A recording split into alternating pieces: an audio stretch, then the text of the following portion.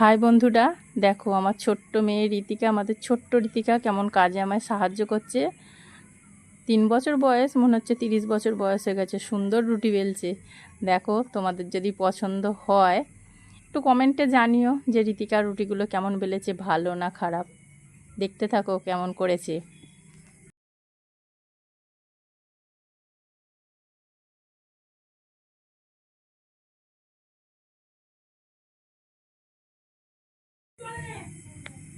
রুটি হবে আর আলু ভাজা হবে।